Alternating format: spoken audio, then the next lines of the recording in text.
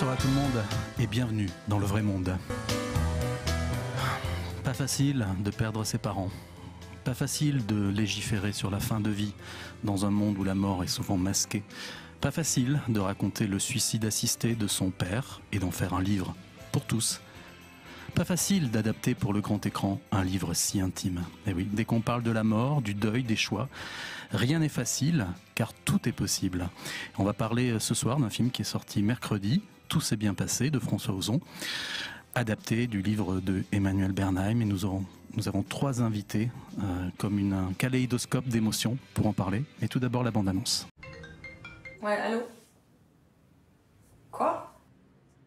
Quand? À son réveil, papa pouvait plus se lever et il avait tout le côté droit paralysé.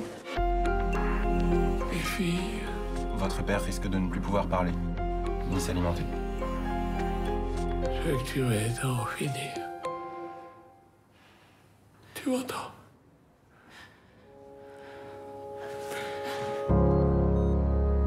Je vais rien faire sans toi, sans ton accord, rien. De toute façon, c'est à toi qui l'a demandé. C'est un mauvais père. Mais je l'aime. J'aurais adoré l'avoir comme amie. Alors aide-le. Comme une amie. En France, c'est pas possible. Alors, qu'est-ce qu'on fait? J'ai pris contact avec une association suisse, mais il faudrait aller là-bas. Très bien. Ça se passera où? À Berne. Il faudra me donner une dose forte. Depuis mon pontage, j'ai le cœur très solide. Je sais que t'es mon fils préféré. Les filles, je suis très choquée. André nous a expliqué qu'il pouvait plus changer d'avis. Mais si. Papa, regarde-nous dans les yeux. T'étais tellement vilaine, en fond. On pourrait choisir la date. Pourquoi pas en mars? C'est la semaine de mon anniversaire. Je peux presque plus bouger. Plus faire les gestes simples de la vie normale. Maman, pourquoi est-ce que t'as jamais quitté papa avec tout ce qu'il t'a fait subir? Qu'est-ce que ça fait du bien! Ouais, mais t'es toute frigorifiée. Ah, mais je me sens vivante!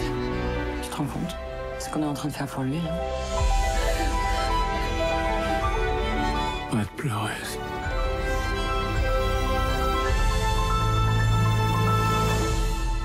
Et si vous refusiez, que se passerait-il? André Dussolier, Sophie Marceau, Géraldine Pellas, entre autres, dans la bande-annonce du film de François Ozon, Tout s'est bien passé. Bonsoir Serge Toubiana. Bonsoir. Vous n'êtes pas dans la bande-annonce, vous étiez dans la vraie vie. Vous avez été le compagnon d'Emmanuel Bernheim, qui a écrit ce livre. Donc, je vais prendre un terme cinématographique. Vous allez être aux premières loges pour nous parler du film de François Ozon et du livre, et de la vie. Je parlais de loge au sens... Oui. Et vous serez accompagné aujourd'hui par deux personnes que j'ai choisies. D'abord, Nadia Genet. Bonjour Nadia. Bonjour. Vous êtes bénévole au sein de l'association Les Petits Frères des Pauvres. Et vous accompagnez les personnes qui sont gravement malades et qui sont en fin de vie. Vous étiez la personne idoine pour parler de Tout s'est bien passé. On ne se connaît pas. Non, pas encore. C'est les gros avantages des réseaux sociaux, c'est qu'on peut lancer des bouteilles à la mer et la bouteille revient. Bonsoir Norbert Chatillon. Bonsoir. Vous êtes psychanalyste. Oui. Vous avez vu, il m'a fallu 30 mots pour parler de nos invités. Vous psychanalyste et ça suffit. Disons que je fais le psychanalyste. Si je le suis, ça c'est un autre débat, mais pas l'ordre du jour, heureusement. Qu'est-ce que vous avez pensé, Norbert Chatillon, du film Tout s'est bien passé? J'ai très, très direct. Je n'en ai rien pensé. J'avais les larmes aux yeux. Mais pour des raisons très, très personnelles, beaucoup plus que professionnelles. Je vous en prie, allez-y. C'est-à-dire que j'ai été touché parce que j'ai été confronté, non pas à la même situation, mais à prendre une décision par rapport à... du coup, j'ai encore les larmes. À dire au médecin, d'accord, pour faire la piqûre qui allait soulager et conduire évidemment à son décès mon père. Mais qui, lui, c'est d'autres conditions, puisque c'était la maladie de Charcot. Il avait 46 ans. C'est une maladie dont on peut mourir étouffé. Et les médecins ont demandé à la famille, mais j'avais 19 ans, s'il pouvait faire une piqûre d'homopavine à l'époque, c'est-à-dire qui allait faire qu'en sorte, soit dans son sommeil, qu'il disparaisse sans douleur.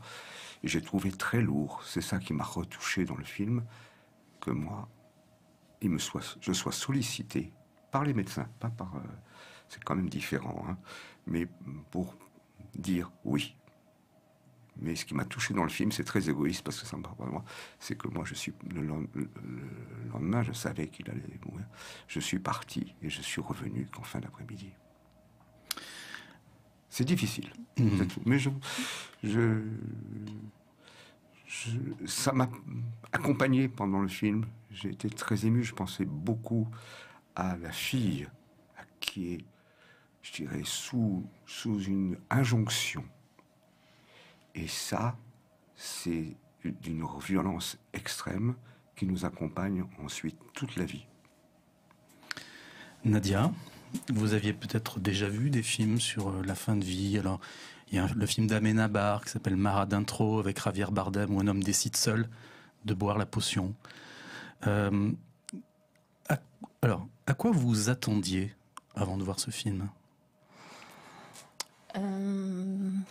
Pas forcément à grand-chose, parce qu'en fait, la question de la fin de vie, pour moi, n'est pas forcément liée à une procédure de suicide assisté. Bien sûr. Donc, je dois avouer que c'est pas notre sujet de prédilection, là où je fais du bénévolat, puisque, justement, on essaye de faire en sorte que, on va dire, c'est la vie jusqu'au bout, et qu'importe ce qu'il en est. Donc je peux dire même que c'était la première fois que je touchais une œuvre liée à la procédure de suicide assisté. Et ce que j'ai trouvé d'assez intéressant, j'avais, je dois avouer, peut-être quelques a priori, parce que c'est lourd. J'ai beau être bénévole en accompagnement fin de vie, c'est pas forcément un sujet facile à traiter, qui plus est au cinéma. Et en fait, c'est là où procède la magie du cinéma, en fait, aussi, tout simplement. C'est-à-dire que ça permet de rendre accessible, de mettre en image un sujet dont on a beaucoup de mal à parler. C'est une zone où on n'ose pas trop s'en approcher. Et du coup, j'ai beaucoup de respect d'en avoir fait un film aussi peut-être classique, respectueux, je crois, du livre, et d'avoir mis Sophie Marceau, André Dussolier, Géraldine Payas, Charlotte Rampling. Enfin, je me dis, ça fait des passerelles, en fait. D'où l'intérêt aussi du cinéma, c'est de rendre accessible d'un seul coup des sujets que l'on voudrait éviter. Et moi, en tant que bénévole, plus on en parle, mieux je me porte. Parce que nous ne sommes pas très nombreux, ou pas assez en tout cas, dans cette zone-là. Oui, dans le film et dans le livre, le personnage d'André Dussolier, une fois qu'il a pris la décision de mourir, dit « Je me demande comment font les pauvres ». C'est quand même une phrase très forte. Oui.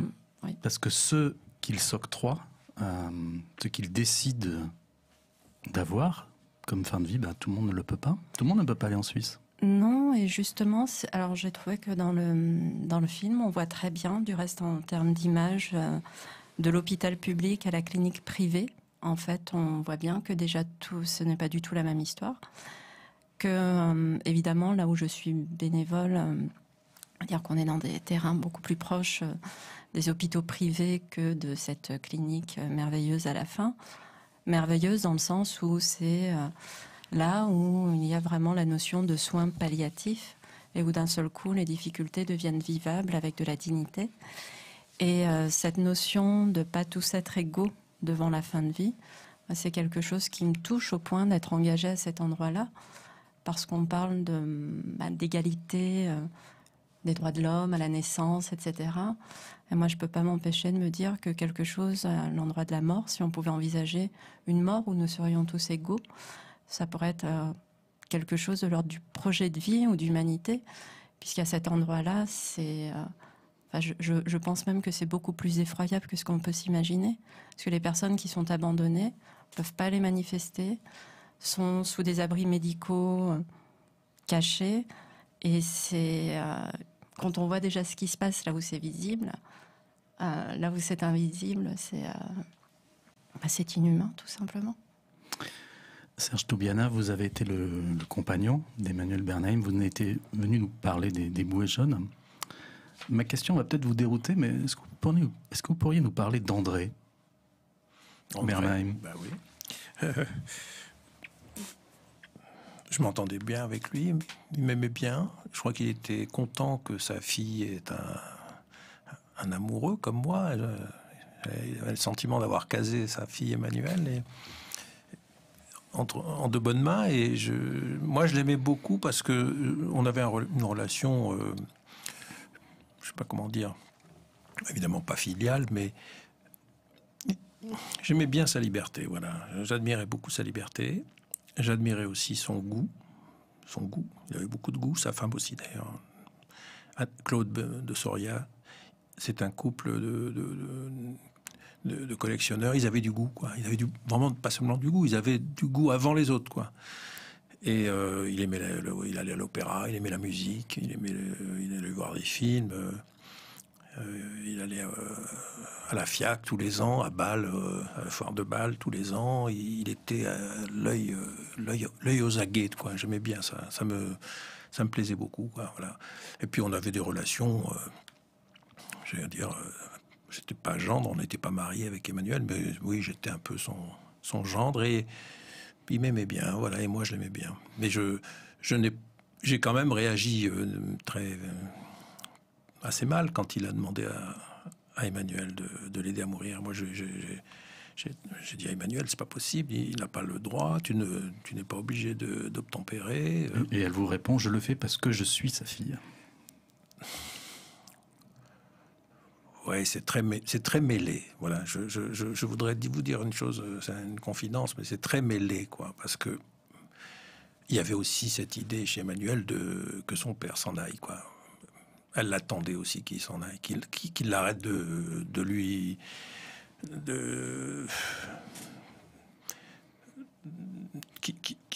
qu'il arrête de nuire aussi à sa propre vie. Elle a souffert de son père, elle a souffert de ses parents à sa manière, et c'est pas du tout en termes de social. Évidemment, c'est une famille aisée, bourgeoise, cultivée.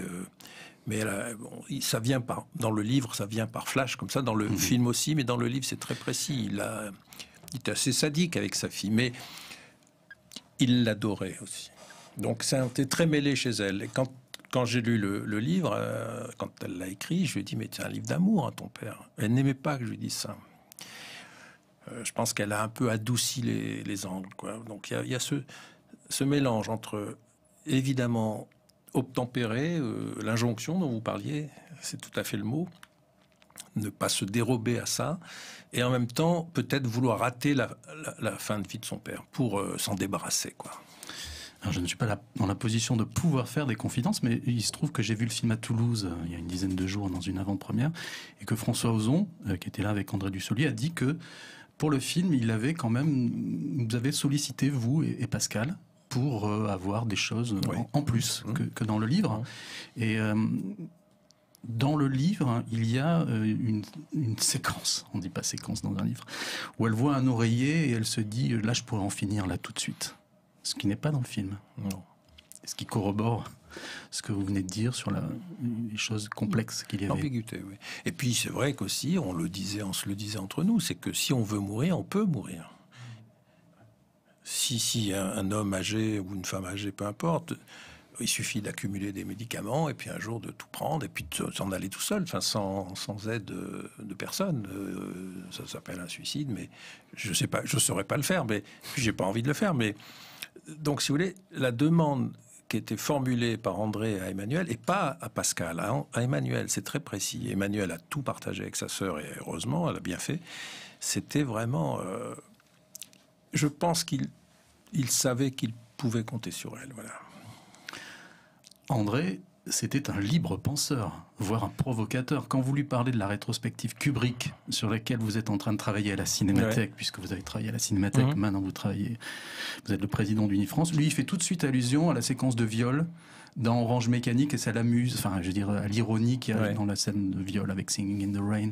Et dans tout le film, et dans tout le livre, il y a cette personnalité raide, par rapport à ces deux filles, mais hyper provocatrice. Très libre, très... Je ne sais pas si c'est libre penseur, mais très libre. J'aimais beaucoup ça. Un peu enfantin. C'est un homme âgé, hein, il est mort à 88 ans. très enfantin. Et c'est ça que j'aimais beaucoup. Ça lui donnait du charme, cet éveil, cette gaieté, l'idée que le monde était encore pour lui un monde à visiter. Il partait en voyage avec son petit-fils. Raphaël, il adorait ça. Alors, je ne sais pas ce qu'il faisait. Il avait une vie aussi. Il draguait, il se faisait draguer, j'en sais rien. Tout ça, c'est une partie de sa vie qui m'a jamais concerné. Je ne voulais pas savoir et ça ne me regardait pas. Mais il était vivant, quoi. Voilà. C'est un homme vivant et malgré l'âge, très vivant. Alors, ça explique le désir de mourir très fort, parce que moi, je le tenais dans mes bras à la fin, jusqu'à l'arrivée des ambulanciers. Et il pesait des tonnes parce qu'il n'avait plus de muscles et tout. Et je le voyais, j'allais dire, dépérir à l'idée que ça ne marche pas, quoi. Son projet de mourir, j'admirais beaucoup le courage que ça supposait, que ça induisait, quoi. Moi, je ne suis pas sûr d'avoir ce courage-là, vous voyez. Donc, il y avait à la fois ce courage de vouloir mourir parce qu'il avait tellement aimé la vie que plus jamais il n'aurait ce plaisir de vivre, de voyager, d'aller à l'opéra, d'acheter des tableaux, d'aller à la FIAC, d'aller à Bâle. Tout ça était fini, foutu pour lui. Je me souviens quelques mois après la mort de Steve Jobs, le fondateur d'Apple, qui a à un moment arrêté de se soigner pour mourir. Sa sœur a dit, quelques mois après, je crois que c'était au Guardian, elle disait, il a voulu réussir sa mort comme il a réussi ses ordinateurs et l'iPhone, comme il a réussi ses inventions. Vous diriez tous les trois qu'il peut y avoir une dimension esthétique à la manière de mourir ? Là, on sent, Serge, que pour André, vous venez de le mentionner, il y a ça. C'est-à-dire que Emmanuel, votre compagne, dit je ne l'ai jamais vu sourire autant que quand la décision a été prise dans sa tête. Une libération. Mais c'était un esthète, vous employez le mot. Mais est-ce que nous sommes tous les trois des esthètes ? Je ne sais pas. Moi, j'aimerais bien aussi finir bien ma vie. Mais par rapport à ce qu'a dit Nadia, ce qui nous mettrait à égalité devant la mort, c'est tout simplement la loi. Or, la loi ne nous convient pas tout à fait aujourd'hui. Elle est, enfin bon, je la connais pas bien. Je parle un peu sans savoir, mais elle est un peu bancale. Moi, j'aime bien l'idée qu'on puisse décider soi-même tant qu'il est encore possible et qu'on a la lucidité pour le faire de mettre fin si on n'a plus rien, plus aucun espoir de vivre, quoi, voilà, de vivre dignement, je veux dire, voilà. Norbert Chatillon, est-ce que vous avez des patients qui parfois vous déroutent par leur sens du beau dans ces moments-là, qu'on soit l'aidant ou qu'on soit le mourant? Il ne me déroute pas. Ce qui m'a touché, je voudrais revenir sur ce que vous venez de dire, c'est que vous avez beaucoup prononcé le mot mourir, et j'ai pas senti dans le film que ce mot était dominant. C'est, je crois qu'elle demande, je veux que tu m'aides à en finir. Exactement. Alors, il y a distinction, je reviendrai pour mes patients, mais entre en finir et mourir. Et c'est bien, c'est en finir avec avec une situation où la vie telle qu'elle se présente n'est pas la vie telle que je souhaiterais qu'elle continue ou qu'elle devienne. Et c'est une grande distinction. C'est vraiment fondamental. Un patient, et pour revenir à votre question, il y a toujours quelque chose avec... Et s'il vient consulter un psychanalyste, il y a quelque chose avec lequel il veut en finir, avec, dans certains cas, l'idée, ou la représentation, ou l'image, que cela donnera lieu à quelque chose qui n'aurait pas à finir et qui serait la vie. Hein? Donc, ça ne se pose pas dans les mêmes termes lorsqu'on consulte un psychanalyste. La consultation psychanalyste, c'est celle qui va être une demande que la vie soit ressentie, éprouvée, conduite autrement et pas subie. Dans le livre d'Emmanuel Bernheim et dans le film, on sent bien que c'est pour moi en tout cas, c'est pas de la mort dont il est question. C'est de finir avec une enveloppe corporelle. C'est de la vie.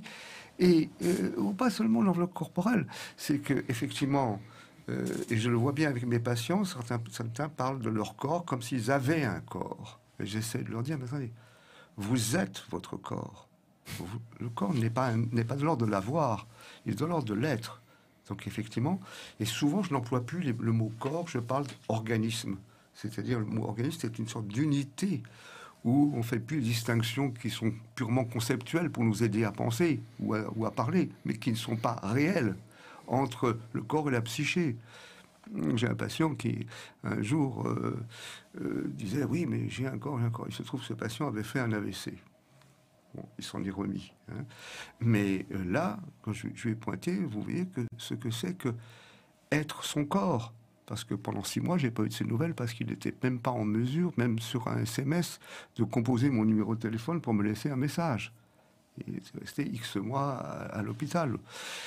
C'est vraiment être, ce qui est tout à fait touchant dans le livre d'Emmanuel et dans le film réalisé par François Ozon, c'est le être son corps. Être son corps, c'est aussi la condition de pouvoir conduire sa vie. Je citais tout à l'heure la maladie de Charcot. La grande question aujourd'hui, c'est pas la peur de la mort seulement pour certaines personnes. Je veux bien qu'elle n'existe pas. Hein. C'est la peur de la dégénérescence. Je fais partie d'une génération, j'ai 74 ans, j'ai pas le nier, où d'abord, si je reprends toute l'histoire de ma famille, je crois que faut remonter à mon arrière-grand-père pour trouver quelqu'un qui a vécu plus que l'âge que j'ai aujourd'hui. Parce qu'il y a vraiment quelque chose. Donc on est bien dans une histoire où nous avons plusieurs vies, ou plusieurs modalités de vie. Nous n'avons pas les mêmes choses à 20 ans, à 30 ans, 40, 50, 60, 75. Mais où notre grande crainte, parce que pour ceux, en plus de l'après-guerre, nous avons quand même globalement la chance de ne pas avoir traversé les épreuves des autres, ce qui n'est pas le cas de la famille Bernheim, etc. Nous avons cette chance de jouir globalement de la vie, en tout cas dans beaucoup de conditions. Ce que nous redoutons le plus, c'est la dégénérescence. Et il m'a semblé que dans le film, et c'est beaucoup plus mis en avant d'ailleurs que dans le livre, c'est la dégénérescence, parce que moi, finalement, j'ai regretté d'avoir lu le livre sous votre impulsion. Non, c'est vous qui me l'avez dit spontanément au téléphone. Je vais le lire. Je vais le lire, oui, c'est vrai. Pas conseillé de le faire. Mais j'avais pas fait le lien, d'accord, je reconnais. Mais ce qui est intéressant, c'est que le film, il est fait de sinusoïdes où il y a des mieux. Il y a des mieux. On se dit, mais attends, et même au moment où il y a, pardonnez-moi l'expression, la bouffe au restaurant Voltaire, il va renvoyer tout ce monde-là, quoi. Parce qu'il est dans la vie. Et donc, c'est pas la mort qui est le thème pour moi central de ce film. Je ne parle pas de l'histoire de M. Bernheim, mais je parle de ce film. Pour moi, c'est la dégénérescence qui est contraire à la vie quand on a eu la chance, non pas d'avoir une vie, c'est comme le corps, on n'a pas une vie, d'être vivant. C'est fantastique, ça, pour moi. C'est pas le même thème. Non, mais c'est intéressant. Je partage totalement votre analyse. Je fais juste un insert sur vous savez, le film que Alain Cavalier a fait, qu'il aurait dû faire, qu'il aurait voulu faire avec Emmanuel, s'appelle « Être vivant et le savoir ». Le film qui précède celui de François Ozon, que Alain Cavalier a fait avec Emmanuel, malade, qui peu à peu ne peut plus être son partenaire pour faire le film. C'est être vivant et le savoir. C'est quand même, ça rejoint tout à fait ce que vous venez de dire. Avant de donner la parole à Nadia, je vous propose justement d'écouter un extrait de ce film que j'ai préparé pour vous. J'ai proposé à Emmanuel qu'on fasse le film tous les deux ensemble. Elle dans son propre rôle et moi étant son père. Elle a été surprise. Elle a été surprise. Elle a passé sa main devant son visage. Et elle m'a dit, vous serez responsable de ça. Ça, c'était son visage. Je lui ai dit, bien volontiers, bien volontiers. Mais pour moi, le plus difficile, ça va être de vous tutoyer. Ça fait 30 ans qu'on se voit et ça nous amuse. Et dans le livre, on apprend que c'est la caméra d'Alain Cavalier qu'elle utilise pour filmer les dernières volontés de son père à l'hôpital pour acter la possibilité qu'il parte en Suisse auprès de son avocat. Ça, je ne savais pas du tout. Elle a fait 2 fois. Elle a fait 2 fois. La mauvaise, c'est la première fois, c'est son ami, notre ami Tony Marshall, malheureusement disparu il y a un peu plus d'1 an. Et la deuxième fois, c'est la caméra d'Alain Cavalier, qui a toujours une caméra sur lui et qui était très proche d'Emmanuel. C'est un filmeur maintenant. Et ça doit faire un effet détonnant pour vous, Serge Toubiana, d'avoir ces 2 visualisations d'une vraie vie, le Ozon et le Cavalier. J'ai plus souffert avec le Cavalier, parce qu'elle est dans l'image, elle est vivante. Et ça, c'est quelque chose de très, très insupportable de voir quelqu'un qu'on a aimé encore vivante à l'écran. Et Dieu sait si j'aime les écrans et les images et le cinéma, mais là, je trouvais que c'était insupportable. Alors que dans un film de fiction, si vous voulez, il y a quand même une distance. Je me suis fait à l'idée que c'était Sophie Marceau. Au début, j'étais un peu perplexe. Je ne voyais pas d'identification possible. En fait, je la trouve formidable dans le film d'Ozon. Mais c'est plus facile quand c'est... Même moi, j'ai un petit personnage dans le film, mais j'ai un petit rôle. Ça m'amuse plutôt de... Mais alors que le film d'Alain Cavalier, que j'ai vu d'abord chez lui, la première fois, seul, je pouvais pas supporter, quoi. Parce qu'elle est là, et quand elle est là, en plus, quand elle est là dans les quelques scènes où elle irradie, quoi. Elle a une lumière même magnifique, mais c'est pas regardable pour moi. On peut pas regarder quelqu'un qui est mort. Or, c'est le rôle du cinéma. C'est Éric Caravaca qui joue votre rôle dans le film de François Ozon. Et moi, j'ai trouvé que Sophie Marceau faisait un très beau travail sur la voix. Absolument. J'ai réécouté des interviews de votre compagne, Emmanuel Bernheim, sur YouTube. Et je me suis dit que Sophie Marceau, évidemment, ne peut pas se transformer en Emmanuel, mais dans la voix, il y a vraiment une recherche. Oui. Et puis, non, mais tout le film est...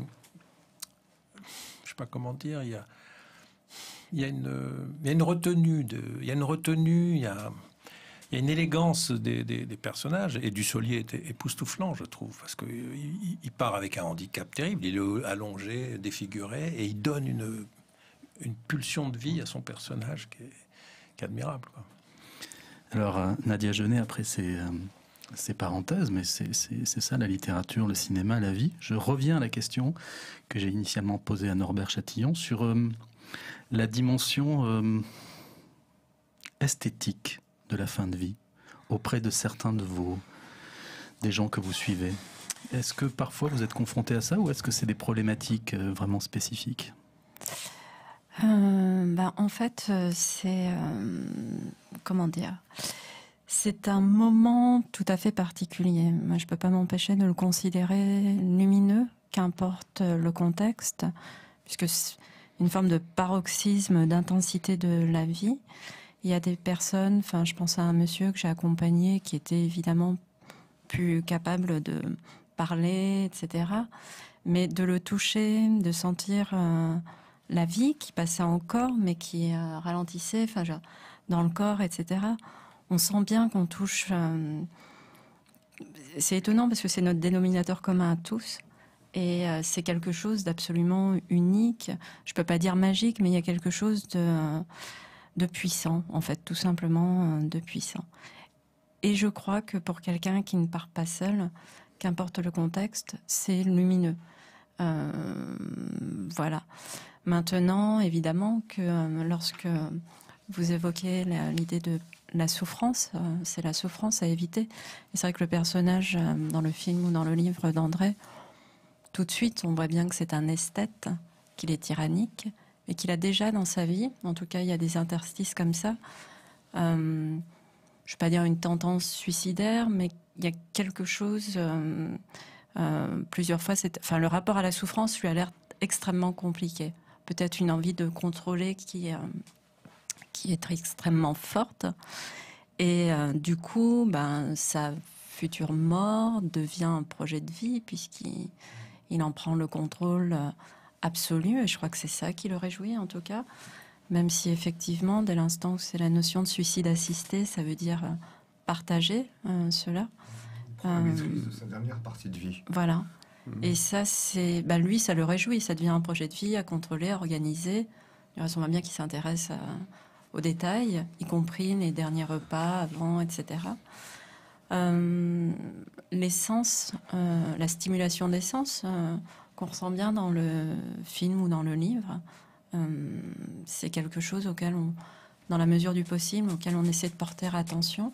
Moi, j'ai été surprise même de voir dans certains services, un service de soins palliatifs, de la façon dont on avait fait les ongles de la personne, le raser jusqu'au bout. Il y avait quelque chose de... Et c'est important, dans la mesure du possible. Évidemment, voilà. La chanson de Jacques Brel, Le dernier repas, où il dit « J'aimerais que les gens dansent, chantent », c'est quelque chose qu'on peut vivre dans le cas de vos soins. Bien, nous, dans le bénévolat, la marotte, c'est vraiment de la vie jusqu'au bout. Alors cela peut... Il y a des moments, c'est plus évident que d'autres. Il y a des personnes où on peut réellement partager de la vie jusqu'au bout. Moi, ça passe parfois par... Je veux dire presque... Parce qu'il y a jusqu'au bout, la durée du bout peut avoir n'est pas la même selon les personnes. C'est-à-dire qu'il y a des personnes qu'on va accompagner plus ou moins longtemps. Donc, restimuler certains sens... ça fait partie, voilà, que ce soit justement un bon Paris-Brest ou même moi, il y a très très longtemps, en fait, j'ai eu, je vais avoir 19 ans, le temps, rencontrer une dame âgée que j'ai accompagnée tous les week-ends pendant 18 mois. On m'avait dit qu'il lui restait que quelques jours à vivre, et il y avait besoin de quelqu'un pour lui faire de la lecture, etc. Finalement, cette relation s'est intensifiée, a duré dans le temps. Et un jour, elle m'a appelée pour me dire je voudrais vous remercier pour tous ces instants partagés, etc. Je me suis dit, où elle s'en va? Je suis retournée la voir. Et elle m'attendait pour déjeuner, persuadée que j'allais forcément revenir. Et elle avait fait préparer un plat que nous aimions beaucoup toutes les deux, du saumon à l'oseille, le gâteau au chocolat que nous aimions toutes les deux. Et ce fut le dernier repas. Elle allait partir, elle partait quelques heures après, en fait. Ça, c'est, j'ai envie de dire, c'est presque... C'est un luxe suprême d'avoir la conscience et de pouvoir le partager, de l'apprécier. Maintenant, il y a des personnes qui sont... Je pense à certains EHPAD de la ville de Paris ou quoi. Il y a des personnes qui sont terriblement seules. Elles n'ont que le plafond comme horizon. Elles sont plus ou moins enfermées dans leur corps. Pour cette personne-là, la notion d'esthétisme et de fin de vie, ou d'un repas comme ça, c'est même pas un sujet en fait. Je suis très touché, est-ce que je peux rebondir un peu là-dessus? Parce que justement, en vous écoutant, j'ai envie de vous raconter une petite histoire. J'avais un arrière-grand-père qui est mort très âgé. Et donc on n'est pas dans les deux situations dramatiques que je vais vous raconter, plutôt une histoire un peu joyeuse, sous deux aspects. C'est très âgé. Nous étions allés le rendre visite dans sa maison de retraite à Fontenay-aux-Roses. Et quand nous sommes arrivés en famille, il était allongé sur son lit en train de râler, de faire le mourant.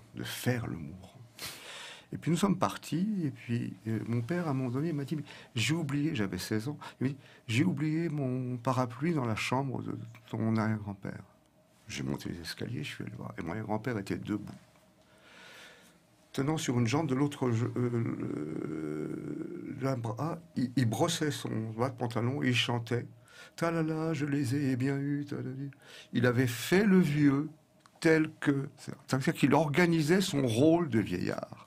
Il a tellement bien organisé qu'un jour se tournait à la mairie de Fontenay-aux-Roses une scène du film Le Bonheur d'Agnès Varda. Il est arrivé avec sa canne, il est allé voir Agnès Varda, il lui a dit « Madame, je suis un vieil homme qui va bientôt mourir, il ne resterait pas d'image de moi, est-ce que vous pouvez me prendre comme figurant ?» Et il apparaît dans le DVD, 2-3 quarts de dos, c'est moi qui le reconnais, mais... Et là, j'ai envie de raconter deux petites histoires qui sont plutôt joyeuses. La manière aussi dont les personnes mettent en scène, il n'était pas malade, c'est cette chance-là, mais il ne se comportait pas il jouait le rôle du vieux qui va mourir quand on lui rendait visite, et derrière cela, il avait cette allégresse qu'il ne voulait pas montrer, qu'il a fini par dévoiler. Et c'est tout à fait passionnant aussi de voir ces contrastes. Pardon d'avoir raconté ça, mais c'est pour mettre un peu en contrepoint. Vous n'auriez pas raconté cette histoire, je vous en aurais beaucoup voulu. Ah bon? Ben oui, c'était vraiment l'histoire à partager. Ben oui, c'est une façon de défier la mort aussi. Oui, c'était de la sa défier, manière de rire avec elle. C'était sa manière. Il avait tourné en dérision. Oui, oui. Agnès Varda a une des plus belles définitions du cinéma, et pourtant il y en a eu 10 000. Elle a dit le cinéma, c'est filmer ce qui s'en va. Eh ben, il lui a demandé un service qu'elle pouvait rendre. Alors, aujourd'hui, en livre de poche, on trouve la nouvelle version avec l'affiche du film de François Ozon. Moi, j'ai dans la main... Je préfère l'autre couverture. Alors, je crois, Serge Toubiana, que c'est votre compagne Emmanuelle Bernheim qui avait choisi la couverture du livre de poche, une peinture de Paul Klee. Absolument. Qui est à Lucerne, je crois. Oui. Ben oui. Qui est une petite fille. Oui. C'est vraiment très succinct comme dessin. On ne sait pas si il y a une rampe à côté d'elle. On ne sait pas si c'est la rampe du métro. C'est à la fois très naïf et c'est aussi peut-être la position qu'a tout enfant quand ses parents s'en vont. Non, ce que j'aimerais vous dire aussi, mais vous le savez aussi bien que moi, c'est que c'est aussi son dernier livre, quoi. C'est-à-dire que le livre qu'elle écrit sur la fin de vie de son père, fin de vie à laquelle elle a contribué avec sa sœur Pascale, c'est aussi son dernier livre. C'est-à-dire que c'est quand même il y a quand même un mauvais sort, quoi, autour de ça, quoi. Évidemment, quand elle écrit ce livre, il y a presque 10 ans, 2013, moi j'ai assisté à tout le processus d'écriture. J'adorais voir ma femme écrire, parce qu'elle avait une façon d'écrire qui m'épatait complètement. Elle écrivait vraiment au crayon, quoi, avec la gomme, enfin... Et quand je rentrais le soir de la cinémathèque, elle avait écrit un feuillet, quoi. Un feuillet par jour, c'est rien, quoi. Tout était... D'ailleurs, le livre est admirable par ça, parce que c'est découpé, c'est cut, quoi, à chaque fois. Il n'y a pas de psychologie, il y a que de la vitesse, il n'y a que de l'action. La pensée se métamorphose en mots, en actes, quoi. Mais jamais j'aurais pensé que et elle non plus, que ce serait le dernier, quoi. Vous voyez, donc il y a quelque chose d'un peu, qui me bouleverse, quoi. Qu'elle n'ait pas pu en écrire d'autres, 1, 2, 3, j'en sais rien. Pas beaucoup, parce qu'elle était rare en écriture. Elle écrivait que quand il y avait vraiment une nécessité impérieuse, et avant de mourir, elle regrettait de ne pas avoir écrit un livre sur le bonheur. Lors du débat, François Ozon disait de Emmanuelle Bernheim qu'elle avait une écriture behavioriste. Oui. Et prête à l'emploi, quasiment, il disait. Mais pas facile à mettre en scène, pas facile à traduire au cinéma. Il a fait très bien, hein, mais pas facile, parce que justement, il y a déjà du cinéma dans son... Elle prend le métro, on ressent tout physiquement de ce qu'elle ressent. C'est une écriture effectivement behavioriste, mais donc il faut rajouter du cinéma là où il y en a déjà, quoi. Avec un sens de l'ellipse, un sens de la découpe, quoi. C'est le cinéma qu'elle aimait aussi, un cinéma d'action. Le film qu'elle aimait le plus, c'était Kiss Me Deadly, en 4e vitesse, un film d'Aldrich. C'était son film de rêve, quoi. Mais François Ozon la connaissait très bien, et quand il m'a demandé il y a 2 ans, parce qu'il a mis du temps à vouloir faire ce film. Alors il dit qu'il n'était pas mûr pour, et sans doute c'est vrai, mais le livre date de 2013. Il m'a appelé il y a 2 ans, on était en 2018 ou 19.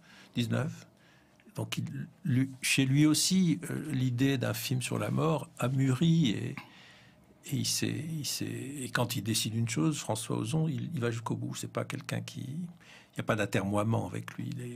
Il est lui aussi très... Comme ça, une décision, on s'y fait, on s'y met, on travaille, et une fois que c'est fait, voilà. Parce que dans le livre, c'est il y a de tout, c'est-à-dire qu'elle se souvient que c'est les Beatles qu'elle entend dans le taxi à certains moments.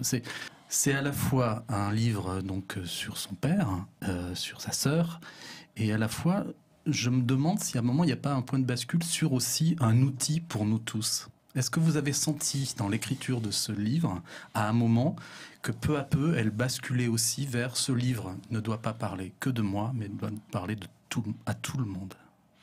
Ça, je sais pas. Ça, je peux pas vous répondre. Je sais pas si elle avait ce genre de stratégie intime, mais pas forcément une stratégie. Je pense que par rapport à la question que vous avez posée à Nadia tout à l'heure, moi, je réponds de façon très politique. Si ce livre et ce film peuvent aider à faire évoluer les consciences et à nous aider à appréhender notre propre mort, notre propre disparition, à l'appréhender mieux. Moi, ça a eu cet effet sur moi. Et la mort d'Emmanuelle a eu cet effet sur moi, puisque j'ai écrit sur elle tout de suite, comme pour la garder encore avec moi le plus longtemps possible. Les beaux et jaunes. Aujourd'hui, je viens de finir un manuscrit sur ma mère, je parle aussi de la mort de ma mère, et je dis, j'appréhende mieux la mort qu'avant. Et j'ai appris avec les morts, André, Emmanuel, j'ai appris ma mère. À l'époque, j'étais incapable d'appréhender la mort de ma mère, et c'est du remords, mais alors à l'état pur et brut. Aujourd'hui, je saurais mieux me débrouiller avec ça. Oui. On apprend aussi. Nadia, vous retrouvez parfois des livres sur la table de chevet de des personnes qui vont mourir et que vous suivez? Non, j'ai pas souvenir de livres en particulier, peut-être parce que les personnes que j'ai accompagnées jusqu'à présent, parce que c'est quelqu'un de tout à fait différent, mais les autres personnes étaient vraiment pas tout à fait dans la possibilité de lire. J'ai souvenir de musique. Voilà, ça, oui. Mais pour revenir juste sur ce que vous étiez en train de dire, c'est de l'intérêt des tragédies qui surgissent dans une vie. Ce sont les leçons pour les personnes qui y survivent, en fait. Et je me disais, en voyant le film, que c'est aussi tout l'intérêt du cinéma, et d'aller vers l'adaptation d'un film, vers l'adaptation du livre en film. C'est bien, si ça peut permettre à des personnes non seulement de s'interroger sur la mort, donc éventuellement des directives à laisser, voilà, mais c'est aussi de s'interroger du rapport au vivant, parce que le personnage d'André, par exemple, incarne bien ce qu'il ne veut pas, c'est la souffrance. Mais ça tient aussi surtout de son rapport à la vie. C'est-à-dire que pour lui, d'un seul coup, ne plus pouvoir aller vers des expositions, se déplacer, faire ce qu'il veut, etc., ça ne vaut plus le coup de vivre. Mais là, j'interroge toujours sur et si la vie, ça pouvait être autre chose? Et si ce film ou ce livre peut nous permettre aussi d'envisager la vie sous d'autres angles ou sur toutes les ressources que l'on peut avoir en nous, c'est important. Et les directives aussi. Oui, mais c'est intéressant parce que dès lors que nous transformons notre rapport à la vie, aussitôt nous transformons notre rapport à la mort. C'était Bichat qui avait écrit « La vie, c'est l'ensemble des fonctions qui résistent à la mort ». Freud l'a repris en disant « C'est l'ensemble des forces, et non pas des fonctions, qui résistent à la mort ». Mais c'est la même idée. C'est cette idée qui vient casser l'idée qu'il y aura la vie et que la mort sera un après, pour passer à cette idée que la mort est active et actrice dans la vie et les maladies. Certains vous diront, aujourd'hui, chacun d'entre nous ferait 5 ou 6 cancers par jour. Sauf qu'on a des parties vivantes qui s'en emparent. Et la vie, c'est déjà cette confrontation et ce combat. Et on voit bien, et c'est pour moi beaucoup plus mis en évidence par l'image, par le film de François Ozon, que je ne l'avais en tout cas perçu dans le texte d'Emmanuel Bernheim, c'est le rapport à sa mère. C'est-à-dire que c'est Charlotte Rampling, je crois, qui tient ce rôle, et la matière. Et quand vous évoquiez le rapport aux mots d'Emmanuel Bernheim, je me dis, mais c'était de la matière. Elle sculpte. Cette écrivaine, elle sculpte. Et c'est extraordinaire parce que le film porte sur quelque chose d'une histoire. C'est une double histoire familiale presque, triple, quadruple, enfin, au père. Mais dans je dirais, en nombre chinoise, l'expression est maladroite, mais enfin, il y a le rapport à la mère. Quand je dis en nombre chinoise, c'est qu'en plus, par moments, les images sont très sombres dans certaines séquences avec la mère. Mais c'est aussi l'écriture du livre, c'est quelque chose qui est un double lien. Le lien au père, c'est évident, c'est pas la peine de rajouter, mais à la mère. Et ça, je crois que c'est très bien évident par le film François Ozon. Peut-être je me trompe, mais enfin, en tout cas, c'est ma lecture, c'est ma perception. Elle sculpte Emmanuelle Bernheim. Elle est dans cette esthétique-là. Hein. Tu as raison, absolument raison. 1000 fois raison. Et le paradoxe, c'est que, comment dire, moi j'aime beaucoup les sculptures de la mère d'Emmanuel, Claude de Soria, et Emmanuel avait un tel rapport de violence avec ses parents qu'elle m'a interdit d'avoir la moindre sculpture de sa mère chez moi. Mais interdit. Or, j'aime beaucoup les sculptures de Claude de Soria. Elle travaille le ciment. Elle travaille le ciment et les formes, les matières, et aussi l'aléa. C'est-à-dire qu'il y a des bulles, il y a des... le ciment exprime lui-même sa forme, si vous voulez. Et Emmanuel, c'est pareil. Et en fait... Je disais toujours à Emmanuel, mais tu peux pas imaginer à quel point tu ressembles à ta mère. Vous avez le même rapport à la matière, comme vous venez si bien de le dire. Et elle ne voulait rien entendre, quoi. Il y avait une espèce d'éclair de négatif. Je sais pas. Tout ça, c'est pour moi restaurant. Elle était prise dans le père. Hein. Ouais. Elle était un ciment prise dans le père. Oui. Oui. Et il y a cette très bonne formule que donne donc le personnage joué par Charlotte Rampling, c'est qu'on l'accuse d'avoir beaucoup de gris dans l'atelier, et elle dit mais il y a beaucoup de nuances de gris. Elle a raison. Et il y a un côté très philosophe chez ce personnage, je trouve, qui évidemment a beaucoup souffert que son mari la quitte. Non, il l'a jamais quitté. Non, elle n'a pas du tout souffert. Parce qu'elle dit je l'aimais. Ben non, elle n'a pas du tout souffert que André meurt, pas du tout. Non, mais pas au niveau de leur rupture sentimentale. Il n'y a pas de rupture. Ils ont vécu ensemble tout le temps. Non, il y a une connivence. On sent une connivence. Oui. Et puis à un moment donné, elle est plus là, quoi. Elle est là, mais elle n'est plus là. Voilà. Dans le film de Michael Haneke, Amour, votre film sur la fin de vie, dans les jours qui précèdent sa mort, le personnage d'Emmanuel Riva dit maman. Et là, dans Tout s'est bien passé, le personnage d'André dit ma vie est un ratage total. J'ai été anéanti par la mort de maman. Est-ce que chez vos patients, là il s'agit d'un film sur la mort du père, mais est-ce que vous auriez des choses à nous dire par rapport à ça, Norbert Châtillon? Non, je vais le dire avec la discrétion qui s'impose. Eh oui, le devoir de réserve. Effectivement, c'est ultra présent. Je dirais, jusque parfois même sur le divan, mais aussi dans des témoignages par rapport à avoir été présent, assisté ou n'avoir pas compris comment ça s'est passé. La maman, je dis pas la mère, je dis justement la maman, elle est là. Elle est là. Il y aurait presque trop de choses à dire, mais j'ai même des personnes qui arrivent encore dans ma clientèle actuellement, qui commencent par, même si le mot n'est pas prononcé, c'est la maman qui est là. C'est le rapport à sa propre naissance. Pour beaucoup de personnes qui commencent une analyse, c'est le rapport à leur propre naissance. Le mystère de qu'est-ce qui s'est produit. Et encore, là, c'est pas l'objet, mais je pourrais vous en dire sur les enfants de remplacement. Ce qu'on a mis au monde. Remplacement parce qu'un enfant avait disparu avant. Ou remplacement de l'amour. C'est-à-dire que les parents qui font un enfant, eh bien, qui font un enfant au moment où ils espèrent sauver leur couple par un nouvel enfant. C'est-à-dire que la maman, ben oui, c'est la matrice de toute façon, c'est une personne. Mais pour chacun d'entre nous, c'est un mystère, la même. Et pour le conjoint, moi-même je suis père, je suis grand-père, je veux dire, c'est quand même un mystère que de ce que une femme nous fait suffisamment confiance pour mettre au monde des enfants.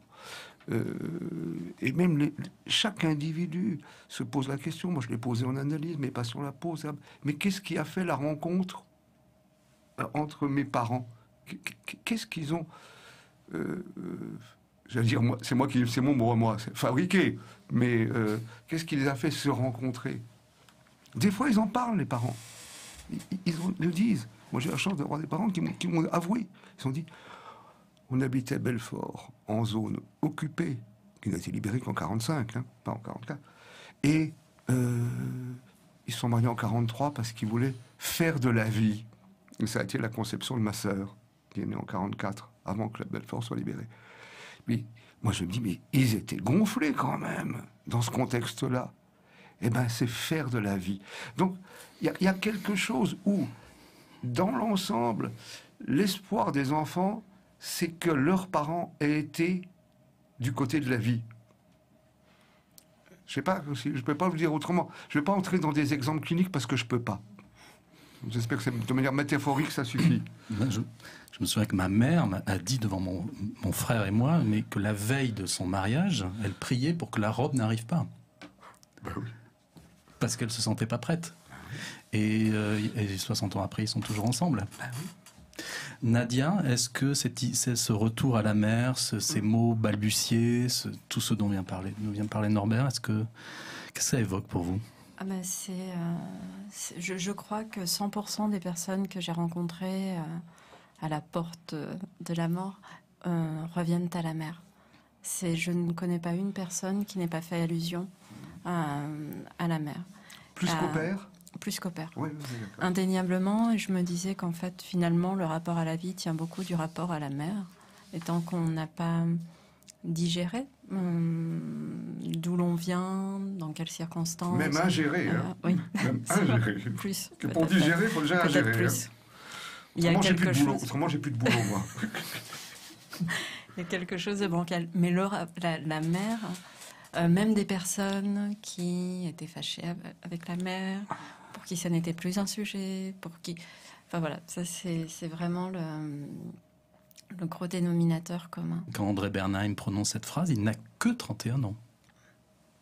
Quand il dit « ma vie est en ratage total, j'ai été anéanti par la mort de maman », il n'a que 31 ans. Serge Toubiana, vous vouliez rajouter quelque chose par rapport à ça?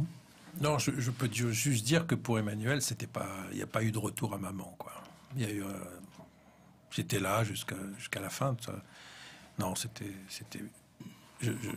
C'est pas présomptueux de le dire, mais il y a que moi qui existais, quoi. Moi, exclusivement, quoi. Et quand les derniers mots qu'elle m'a dit, c'est « et toi, tu vas tenir ?» Il n'y a que moi qui comptais, quoi. Et quand je dis moi, c'est pas le moi égoïste, c'est le moi qu'elle a construit pour elle, quoi. C'est comment elle m'a construit pour elle dans une projection qu'elle s'est imaginée de son amour. Et un amour, j'irai plus loin, que ses parents n'auraient jamais pu menacer d'aucune manière, y compris son père. Vous voyez, elle avait construit notre vie pour échapper à la mauvaise influence de ses parents. Vous savez, je parle dans mon livre de la Maison du Bonheur en Bretagne. À l'île aux Moines. À l'île aux Moines. Cette Maison du Bonheur, d'abord, elle l'a achetée à la mort de son père, après la mort de son père, et c'était un lieu où jamais l'influence qu'elle jugeait néfaste, que moi je n'ai pas jugé du tout, ne pourrait jamais atteindre, quoi. Elle s'était construite un horizon de bonheur, une construction du bonheur mental, relationnel, physique. Ça aussi, ça prouve que c'est une artiste, qu'elle a une capacité de construire un imaginaire et un espace de vie sans la mauvaise influence. Alors, oui, donc tout est possible chez les humains. Il y a plein de scénarios possibles. Une grande capacité de métaphoriser, de symboliser.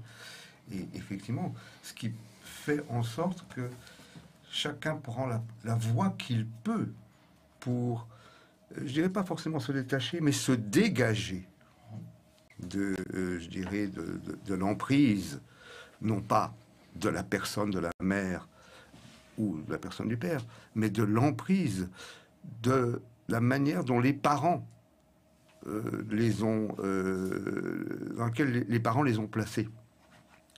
Parce qu'on parle d'il, je suis sous l'emprise de, non, c'est le couple parental, qu'ils vivent ensemble ou pas ensemble, qu'ils soient séparés ou pas séparés, ils sont jamais séparés dans l'imaginaire de l'enfant, c'est une emprise.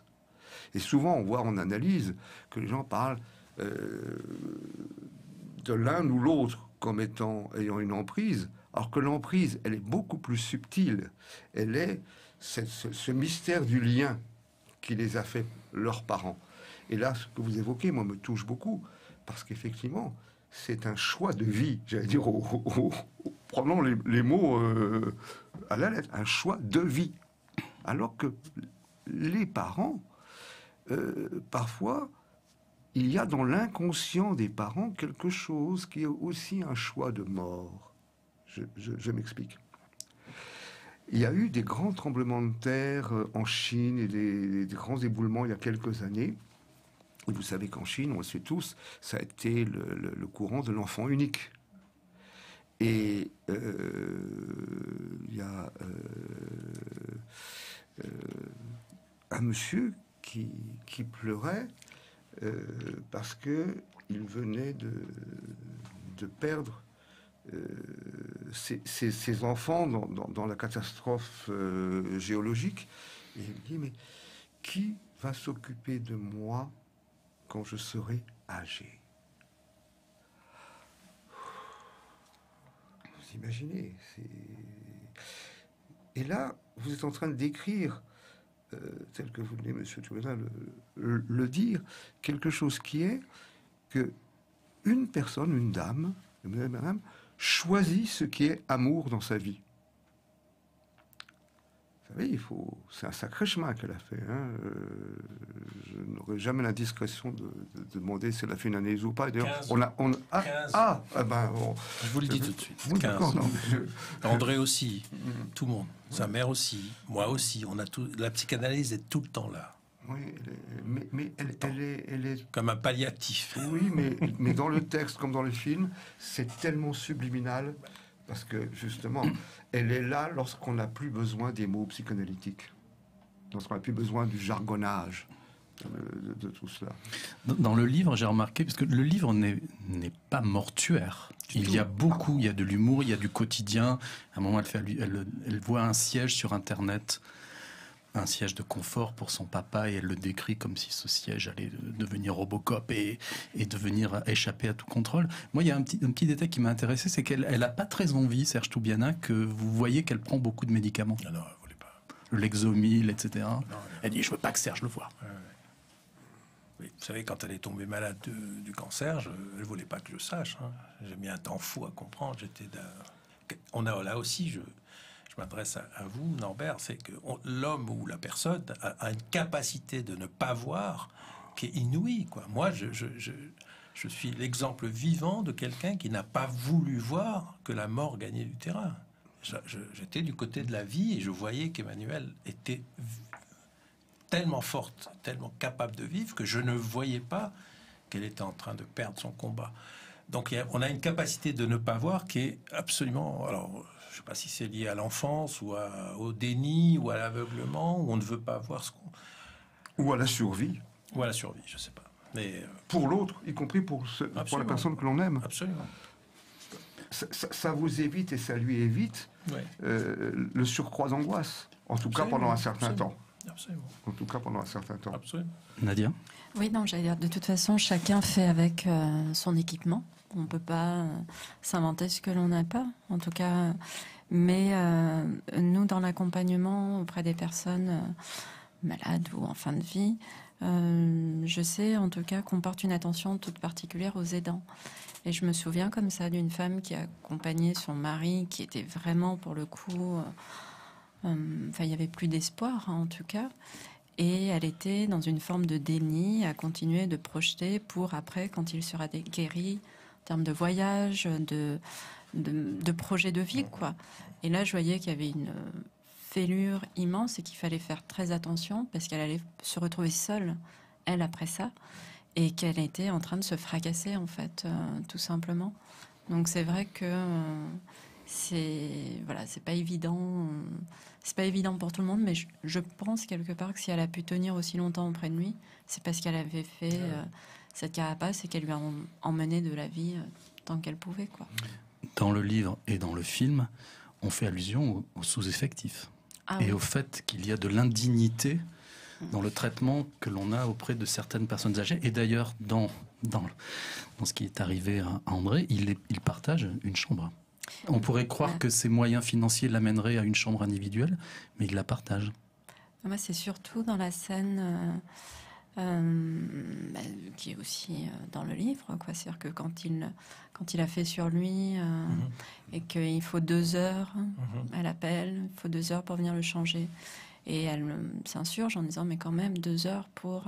Et on lui dit bah oui mais sous-effectif, il faut 2 personnes pour venir le changer. Et moi je sais que sur mon premier accompagnement, j'étais révoltée, j'avais l'impression de toucher de très très près ce qu'était la maltraitance dans ces moments-là, parce qu'effectivement pour quelqu'un, quand on appelait pour ce genre de besoin, il se passait un temps infini. Et sur plein de petits détails, on assistait comme ça...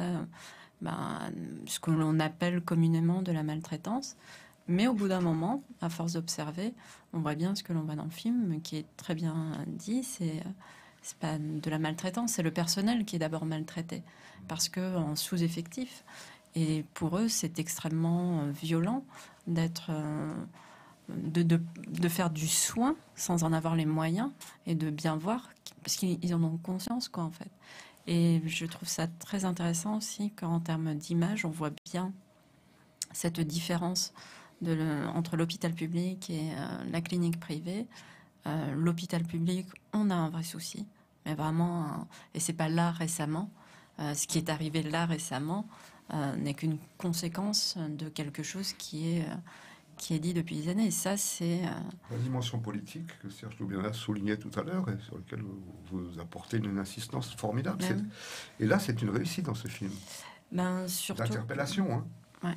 Mais il y a surtout que la fin de vie ou la vieillesse, c'est aussi une manne économique en devenir qui gagne vraiment du terrain.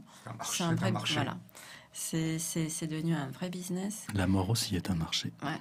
Mais du coup, moi, c'est vraiment un sujet de réelle inquiétude, de révolte dans les moments plus pessimistes, mais vraiment, faut que nous soyons vigilants. Je ne sais pas si vous avez été sensible, comme je l'ai été, d'un un plan dans le film où André quitte l'hôpital pour aller à la clinique privée, et donc il laisse, entre guillemets, en plan, son voisin de chambre, qui est joué par Jacques Nolot. Et on comprend, alors qu'il a été affable, ça a été un compagnon de chambre et de malheur affable, et là on sent que cet homme est seul, qu'il n'a pas de famille autour de lui, on le voit vaguement au téléphone, mais je trouve que quand André s'éloigne avec sa fille, on voit donc son voisin, et on sent que lui, par contre, il est peut-être dans l'hôpital public pour longtemps, et très seul. Et sans visite. Et sans visite. Et sans visite. Ça, c'est... la première personne que j'ai rencontrée n'avait pas reçu de visite depuis 4 ans. Serge Toubiana, j'ai repris votre livre « Les fantômes du souvenir » pour lequel vous étiez venu il y a 4 ans. Et j'ai retrouvé une phrase que vous avez confiée Serge Danet, votre collègue au Cahier du cinéma, où il disait que le cinéma, c'est le domaine du père. Vous vous souvenez de cette remarque ? Je sais pas, c'est assez succinct dans le livre, et je ne veux pas vous piéger. Hein. Non, je ne suis pas piégé. Il dit, c'est le domaine du père où, je crois, il rajoute tant qu'il n'y en a pas. Ouais, parce que il parlait de lui. Voilà. Danet n'a pas connu son père. Il a su tardivement que son père aurait été à la fois un aventurier, un peu un acteur de cinéma, un homme d'origine polonaise. Donc il a cherché son père dans les films, lui. Moi, je dis exactement le contraire aujourd'hui dans mon prochain livre de 2022. Moi, je pense, je le dis, je l'écris, que le cinéma est du côté de la mer. Moi, c'est ma mère qui m'a encouragé, inconsciemment d'ailleurs, à aimer le cinéma. Moi, je mets le cinéma du côté de la mer, moi. Du partage, de la transmission, de valeurs féminines, disons, pour aller vite. Totalement. Oui, ça me parle quand vous dites ça. Ouais. Parce que effectivement, il y a bon, notamment Jung parlait de l'anima et de l'animus, c'est-à-dire qu'il y a vraiment le féminin de l'homme et le masculin de la femme. Chacun d'entre nous, nous avons ces deux polarités. Donc les deux sont vrais. Le cinéma, il est à la fois du côté du père, mais quand il est du côté du père, il requiert le féminin du père pour la mise en image, parce que les images, c'est pas rien. Et inversement, lorsqu'il est du côté de la mère, le cinéma requiert ce qu'on appelle l'animus, c'est-à-dire le masculin, qui s'est construit, mais alors d'une manière tellement croisée, parce qu'au fond, d'où vient mon féminin?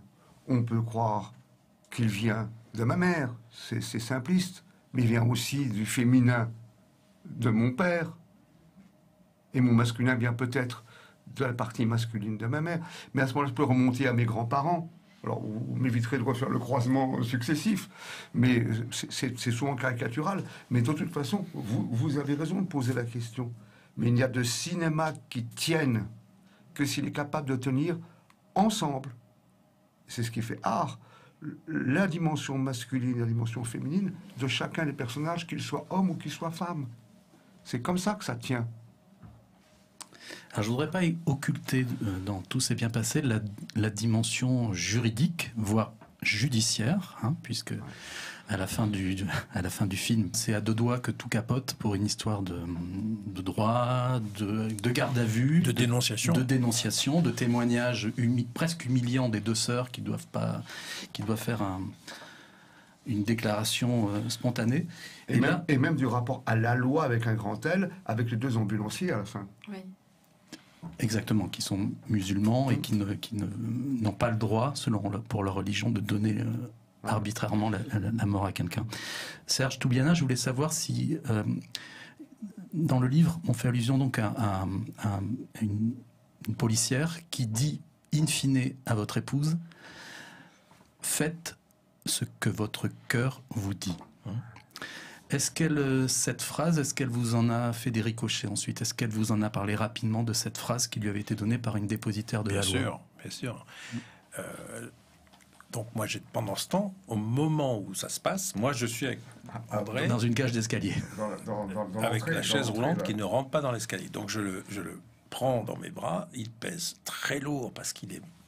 Le corps... C'est l'inertie. Hein. L'inertie, ça... Et donc, si vous voulez, on est en temps réel, là. Et rien n'est prémédité, tout se passe comme ça. Et moi, j'étais anxieux parce que je voyais André malheureux à l'idée que ça capote, quoi. Que tout ça, sa stratégie dont vous parliez, c'est lui qui organise, qui est vivant pour organiser sa mort. Tout allait se foirer, quoi. Et moi, j'étais angoissé, quoi. C'était Manuel qui était... dans notre couple, c'était Manuel le point fort. Le point le plus solide, la personne la plus solide, c'était elle. Et là, j'étais paniqué, donc je l'appelle, elle ne pouvait pas me répondre, elle était en train d'être interrogée par... Et cette femme policière, effectivement, Manuel était... Mais je crois qu'elle... Non, elle a essayé de la revoir ou de lui envoyer des fleurs, je ne sais plus. Elle a été émerveillée par cette femme. Émerveillée par ce courage, cette espèce... Parce qu'elle-même avait perdu quelqu'un de très proche. Ça, on ne peut pas le savoir. Très, très proche. Et donc, ça veut dire que dans la personne humaine, quelle que soit, là, c'est une policière, ça peut être... Peu importe la fonction, il y a cette part d'humanité, de vérité qui est quand même... qui donne de l'espoir, quand même, dans la vie, quoi. Parce que c'est un mélange où il y a à la fois la froideur de la justice et cette phrase qui... Faites ce que votre cœur vous dit. Plus Maître Kejman au téléphone. C'est-à-dire qu'il y a vraiment encore... C'est comme un film... Enfin, c'était la vie, là. Dans ce qu'elle avait de désespéré, on était en... Et en même temps, il y a quelque chose qui... Tout fonctionne, quoi. Tout le monde joue son rôle, quoi. C'est un monde sans Dieu. Je veux dire, aucune mention de la transcendance dans le livre de Emmanuel Bernheim et donc dans le film. Pour moi, il est présent. Alors, je pense toujours à cette très belle phrase de Baudelaire dans Fusée. Dieu est le seul être qui, pour régner, n'ait même pas besoin d'exister. Et si vous le prenez sous cet angle-là, c'est superbe. Dieu, il est présent. Il est présent au sens du divin, pas d'un être extérieur. C'est une fonction. Dieu est une fonction psychique. Le divin est une fonction psychique. C'est bien ce que dit Baudelaire, Dieu, le seul être qui, pour régner, n'ait même pas besoin d'exister. Il est là. Parce que, justement, notre rapport à la mort, même chez ceux qui se prétendent athées, oh, grâce à Dieu, c'était pas, j'ai oublié, peu importe. Dans les derniers moments, des fois, ça réapparaît. Là, vous avez raison, dans le film et dans le livre, ça n'est pas mis en évidence. Mais c'est subliminal. Hein. Moi, j'avais une mère qui disait Dieu m'a oublié. Parce qu'il disait, et puis je dis, ben, écoute, il te rend la monnaie de ta pièce, tu n'as jamais voulu t'adresser à lui. mais le divin, c'est pour ça que je dis pas Dieu, mais le divin, il est présent parce que il est, comment dire, il passe par la voie de l'art, pour moi. C'est l'œuvre d'art, il y a quelque chose là. Alors je dis pas qu'il représente, non, justement, il ne représente pas. Mais il est présent. Il y a quelque chose de transcendant, je dirais, dans l'œuvre d'art. Et dans le film, pour moi, le personnage joué de la mère de Charlotte Rampling est dans cette quête d'un absolu. Il y a une quête d'un absolu. Moi, je dirais que c'est Anna Schygulla parce que Anna Schygulla, qui incarne la mort, elle est toute douceur, elle est toute rondeur, elle est toute gentillesse, toute bienveillance. C'est elle qui fait faire le passage, quoi. Et moi, je trouve que le choix de Anna Schygulla, actrice de Fassbinder, pour qui Ozon a une sorte de vénération, ce choix est absolument judicieux, quoi. C'est-à-dire qu'elle incarne la mort avec une espèce... Elle accueille la mort, quoi. Elle vous permet de l'accueillir. Elle vous accueille avec la douceur, la gentillesse, la sueur, quelque chose qui ne fait pas mal, quoi. Je sais pas. Et ça, il y a une part peut-être, il y a du divin là, oui, effectivement. Ben, c'est ce qu'on pourrait attendre de Dieu normalement. Ouais, oui, il manque parfois à sa place, quand même. Pas mal, hein. C'est bien. Dans la Bible, l'histoire de Job montre bien que vraiment Dieu, il épargne personne, hein. Précisons pour ceux qui n'ont pas lu le livre et vu le film que Anna Schygulla joue le rôle de ce personnage donc qui dirigeait une association d'aide à la fin de vie en Suisse. En Suisse, à Berne, qui est la première syllabe de Bernheim. J'ai relu un peu de psychanalyse, Norbert Chatillon, et Carl Jung disait que, contrairement à ce qu'on peut croire, beaucoup de gens très très très très âgés, qui sont proches de leur anéantissement, c'est son mot, ne s'en préoccupent pas plus que ça. Oui. Que finalement la mort fait peut-être plus peur à 60 qu'à 85. Vous corroborez ? Je pourrais pas corroborer de manière sous le mode de la généralité. Je crois que chacun se construit sa vie dans un rapport à la mort.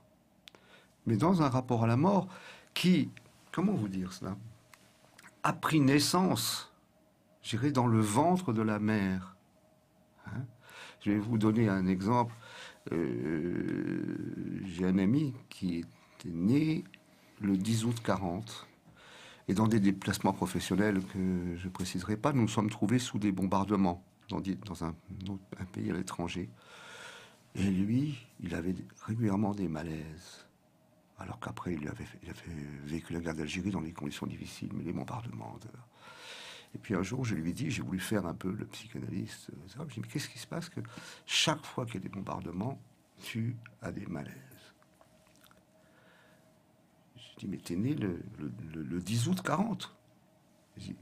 Et en mai 40, t'étais où avec ta mère? Elle était à l'intérieur, évidemment. Elle va me dire, elle était dans la fuite sous les bombardements allemands.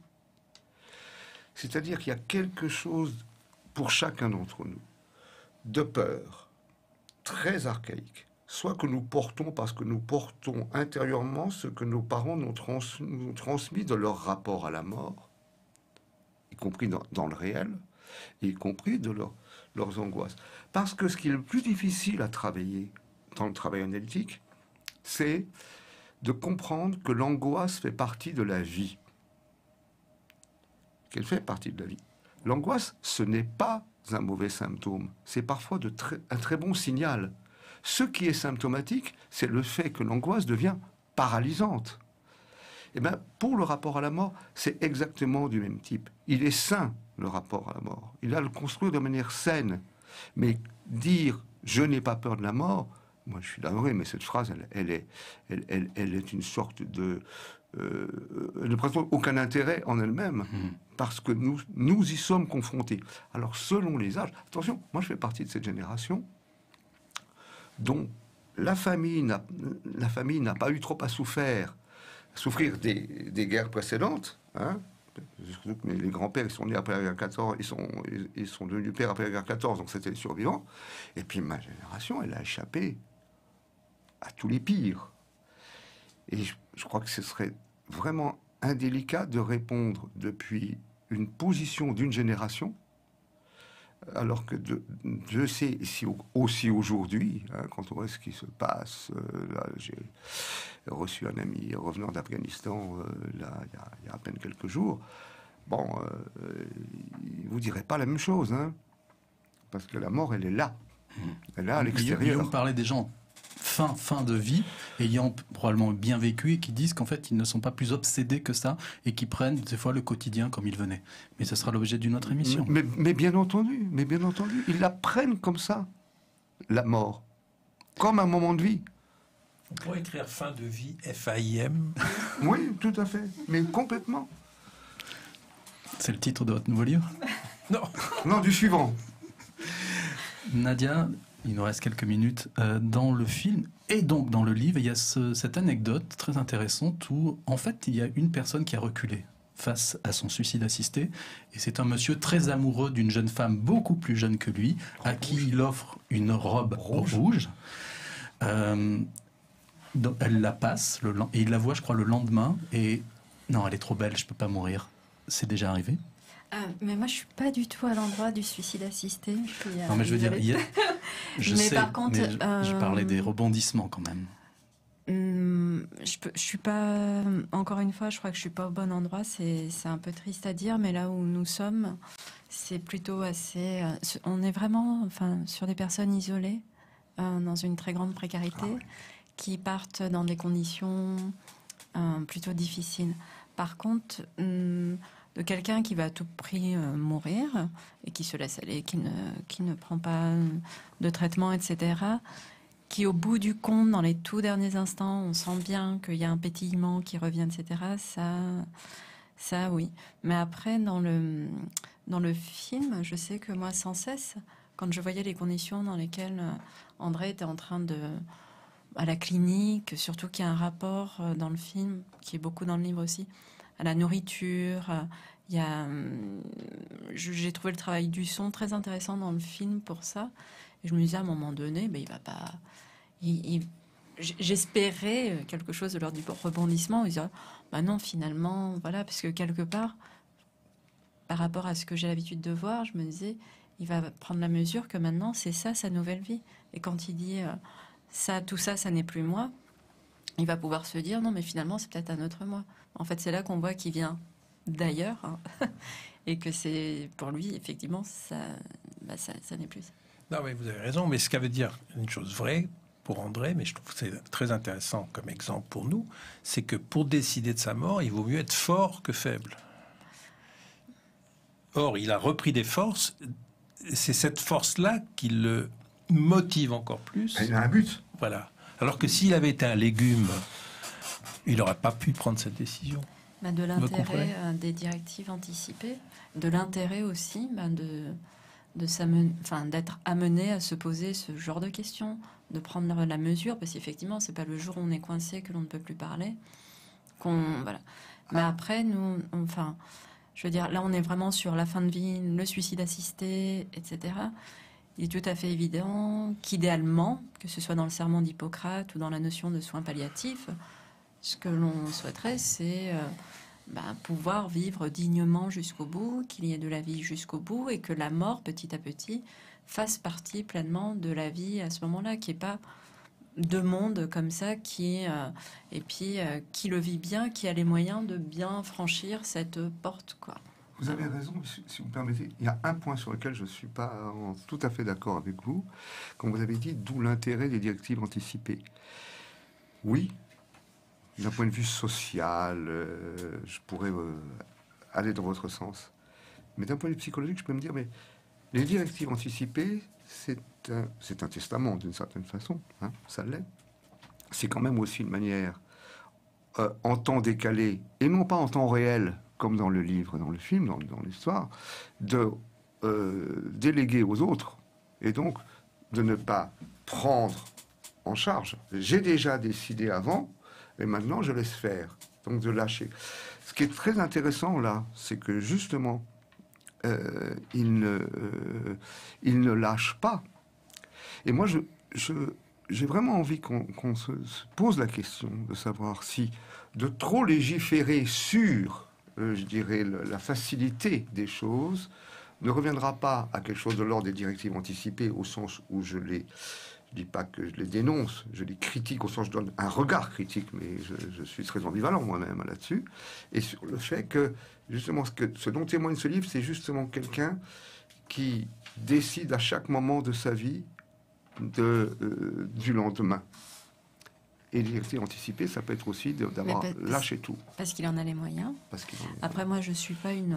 voilà, c'est pas mon sujet. En revanche, certes, le fait que ce soit la loi qui doive intervenir me fait peur. Parce que, encore une fois, dans le serment d'Hippocrate ou dans la notion de soins palliatifs, toutes ces notions-là devraient être organisées sur le plan médical, en fait, tout simplement. Enfin, plutôt que de laisser la responsabilité aux personnes, aux proches, etc. Mais après, encore une fois, qui peut décider de ce qu'est la vie pour l'un ou pour l'autre? Merci beaucoup à tous les trois. On arrive au terme de cette émission. Merci beaucoup, Nadia Genet, bénévole à l'Association des Petits Frères des Pauvres. Merci, Norbert Chatillon, psychanalyste. Merci Serge Toubiana. Le film de François Ozon est en salle depuis 3 jours et le livre de Emmanuel Bernheim, lui, sera toujours là avec nous. Et je voudrais juste vous citer, vous avez accompagné un autre mourant, Maurice Pialat, Serge Toubiana. Maurice Pialat disait qu'il c'était un gros chagrin pour lui de ne pas avoir été très présent à la mort de ses propres parents. Il avait dit ça dans un entretien et je lis un extrait des Fantômes du souvenir.